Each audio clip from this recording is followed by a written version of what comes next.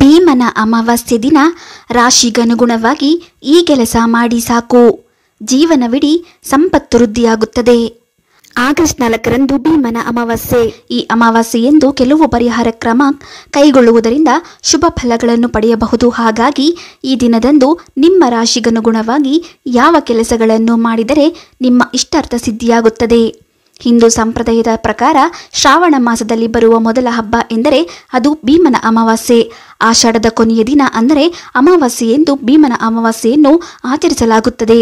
ಈ ವರ್ಷ ಆಗಸ್ಟ್ 4ರಂದು ಭೀಮನ ಅಮಾವಾಸ್ಯೆಯನ್ನು ಆಚರಿಸಲಾಗುತ್ತಿದೆ. ಜ್ಯೋತಿರ್ಭೀಮೇಶ್ವರ ಅಮಾವಾಸ್ಯೆ ವ್ರತದಲ್ಲಿ ಪ್ರಮುಖವಾಗಿ ಶಿವ ಮತ್ತು ಪಾರ್ವತಿ ದೇವರನ್ನು ಆರಾಧಿಸುವುದರಿಂದ ಎಲ್ಲಾ ರೀತಿಯ ಇಷ್ಟಾರ್ಥಗಳು ಈಡೇರುತ್ತವೆ. ಹಾಗಾಗಿ ಜ್ಯೋತಿಷ್ಯ ಶಾಸ್ತ್ರದ ಪ್ರಕಾರ ಈ ದಿನದಂದು ನಿಮ್ಮ ರಾಶಿಗೆ ಅನುಗುಣವಾಗಿ ಯಾವ ಪರಿಹಾರ ಮಾಡಿದರೆ ನಿಮ್ಮ ಇಷ್ಟಾರ್ಥಗಳು ಈಡೇರುತ್ತವೆ ನೋಡಿ. ಮೇಷರಾಶಿ. ನಿಮಗೆ ಅನಾರೋಗ್ಯದ ಸಮಸ್ಯೆ ಇದ್ದರೆ ಈ ದಿನ ನೀವು ಕೆಲವು ವಿಶೇಷ ಕ್ರಮಗಳನ್ನು ತೆಗೆದುಕೊಳ್ಳುವ ಮೂಲಕ ಆರೋಗ್ಯವನ್ನು ಸುಧಾರಿಸಬಹುದು. ಹನುಮಂತನ ದೇವಸ್ಥಾನದಲ್ಲಿ ತುಪ್ಪದ ದೀಪ ಬೆಳಗಿಸಬೇಕು. ಇದರಿಂದ ರೋಗಿಯ ಆರೋಗ್ಯವು ತ್ವರಿತವಾಗಿ ಸುಧಾರಿಸಲು ಪ್ರಾರಂಭಿಸುತ್ತದೆ. ಆದರೆ ಈ ಪರಿಹಾರವನ್ನು 7 ದಿನಗಳವರೆಗೆ ನಿರಂತರವಾಗಿ ಮಾಡಬೇಕು ಎಂಬುದನ್ನು ನೆನಪಿನಲ್ಲಿಡಿ. ವೃಷಭ ರಾಶಿ. ಭೀಮನ ಅಮಾವಾಸ್ಯೆಯ ದಿನದಂದು ಮಾಡುವ ಕೆಲವು ವಿಶೇಷ ಕ್ರಮಗಳು ನಿಮಗೆ ತುಂಬಾ ಮಂಗಳಕರ ಫಲಿತಾಂಶಗಳನ್ನು ನೀಡಬಹುದು. ನಿಮ್ಮ ಕುಟುಂಬದ ಸದಸ್ಯರ ನಡುವೆ ಮತ್ತೆ ವಿವಾದದ ಪರಿಸ್ಥಿತಿ ಉದ್ಭವಿಸುತ್ತಿದ್ದರೆ ಅಥವಾ ಯಾವುದಾದರೂ ವಿಷಯದ ಬಗ್ಗೆ ಸ್ವಲ್ಪ ಉದ್ವೇಗವಿದ್ದರೆ ಶಿವನಿಗೆ ಬೆಲ್ಲವನ್ನು ಅರ್ಪಿಸಿ. ಮಿಥುನ ರಾಶಿ.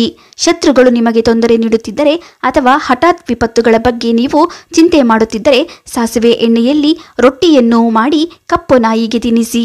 ಇದರಿಂದ ನಿಮ್ಮ ಮನಸ್ಸಿಗೆ ಶಾಂತಿ ಸಿಗುತ್ತದೆ ಮತ್ತು ಎಲ್ಲ ಭಯ ದೂರವಾಗುತ್ತದೆ. ಕಟಕ ರಾಶಿ. ಭೀಮನ ಅಮಾವಾಸ್ಯೆ ದಿನ ನದಿ ಅಥವಾ ಕೊಳಕ್ಕೆ ಹೋಗಿ ಗೋಧಿ ಹಿಟ್ಟಿನ ಉಂಡೆಗಳನ್ನು ಮೀನುಗಳಿಗೆ ನೀಡಿ. ಇದು ನಿಮಗೆ 2 ಪ್ರಯೋಜನಗಳನ್ನು ನೀಡುತ್ತದೆ. ಮೊದಲನೆಯದಾಗಿ, ನಿಮ್ಮ ಪೂರ್ವಜರು ಮತ್ತು ದೇವತೆಗಳಿಂದ ನೀವು ಆಶೀರ್ವದಿಸಲ್ಪಡುತ್ತೀರಿ ಮತ್ತು ಎರಡನೆಯದಾಗಿ ನೀವು ಹಣಕಾಸಿನ ಸಮಸ್ಯೆಗಳನ್ನು ಹೊಂದಿದ್ದರೆ ಪರಿಹಾರ ಸಿಗುತ್ತದೆ. ಸಿಂಹ ರಾಶಿ. ನೀವು ಕೆಲಸದ ಸ್ಥಳದಲ್ಲಿ ನಿಮ್ಮ ಪ್ರಾಬಲ್ಯವನ್ನು ಕಾಪಾಡಿಕೊಳ್ಳಲು ಬಯಸಿದರೆ ಅಥವಾ ನಿಮ್ಮ ಕಚೇರಿಯಲ್ಲಿರುವ ಪ್ರತಿಯೊಬ್ಬರೂ ನಿಮ್ಮ ಮಾತನ್ನು ಕೇಳಬೇಕು ಎಂಬುದು ಬಯಸಿದರೆ ಶಿವಲಿಂಗಕ್ಕೆ ಬಿಲ್ವಪತ್ರೆಯನ್ನು ಅರ್ಪಿಸಿ ಕೈ ಮುಗಿದು ಶಿವನನ್ನು ಪ್ರಾರ್ಥಿಸಿ. ನಿಮ್ಮ ಆಸೆ ಖಂಡಿತವಾಗಿಯೂ ಈಡೇರುತ್ತದೆ. ಕನ್ಯಾ ರಾಶಿ. ಜೀವನದಲ್ಲಿ ಅಸ್ಥಿರತೆಯ ವಾತಾವರಣವಿದ್ದು ಪರಿಸ್ಥಿತಿ ಸುಧಾರಿಸಬೇಕಾದರೆ ಈ ಅಮಾವಾಸ್ಯೆಯಂದು ಪೂರ್ಣ ಗೌರವದಿಂದ ಬ್ರಾಹ್ಮಣನನ್ನು ಮನೆಗೆ ಆಹ್ವಾನಿಸಿ ಊಟ ಹಾಕಿ. ಆದರೆ ನೀವು ಊಟದಲ್ಲಿ ಖೀರ್ ಮಾಡಬೇಕು ಎಂಬುದನ್ನು ನೆನಪಿನಲ್ಲಿಡಿ.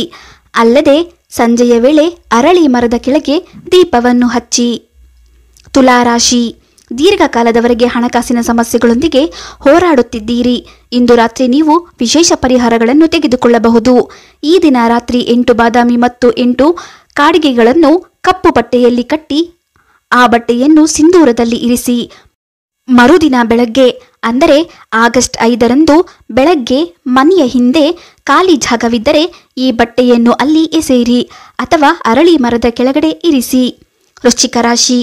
ನಿಮ್ಮ ವ್ಯಕ್ತಿತ್ವವನ್ನು ಇನ್ನಷ್ಟು ಹೆಚ್ಚಿಸಿಕೊಳ್ಳಲು ಮತ್ತು ನಿಮ್ಮ ವ್ಯಕ್ತಿತ್ವವನ್ನು ಎಲ್ಲರೂ ಮೆಚ್ಚಲೇಬೇಕೆಂದು ನೀವು ಬಯಸಿದರೆ ಭೀಮನ ಅಮಾವಾಸ್ಯೆಯಂದು ಶಿವನಿಗೆ ಹಸಿ ಹಾಲು ಮತ್ತು ನೀರಿನಿಂದ ಅಭಿಷೇಕ ಮಾಡಿ.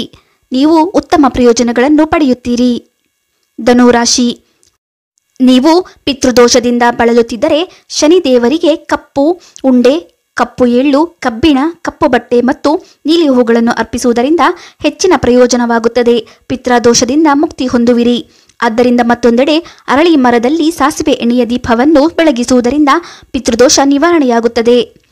ಆಗಸ್ಟ್ 4ರಂದು ಬೆಳಿಗ್ಗೆ ಈ ಪರಿಹಾರವನ್ನು ಮಾಡಿದರೆ ಹೆಚ್ಚು ಲಾಭದಾಯಕವಾಗುತ್ತದೆ. ಮಕರ ರಾಶಿಯವರು ತಮ್ಮ ಶಕ್ತಿ ಹೆಚ್ಚಿಸಬೇಕೆಂದರೆ ಶಿವಲಿಂಗಕ್ಕೆ ಮೊಸರಿನಿಂದ ಅಭಿಷೇಕ ಮಾಡಬೇಕು. ನೀವು ಉತ್ತಮ ಫಲಿತಾಂಶಗಳನ್ನು ಪಡೆಯುತ್ತೀರಿ. ಮಕರ ರಾಶಿಯವರು ತಮ್ಮ ಶಕ್ತಿಯನ್ನು ಹೆಚ್ಚಿಸಿಕೊಳ್ಳಲು ಬಯಸಿದರೆ ಈ ದಿನ ನೀವು ಶಿವಲಿಂಗಕ್ಕೆ ಹಾಲಿನಿಂದ ಅಭಿಷೇಕ ಮಾಡಬೇಕು. ಇದರಿಂದ ನೀವು ಉತ್ತಮ ಫಲಿತಾಂಶಗಳನ್ನು ಪಡೆಯುತ್ತೀರಿ. ಕುಂಭರಾಶಿ.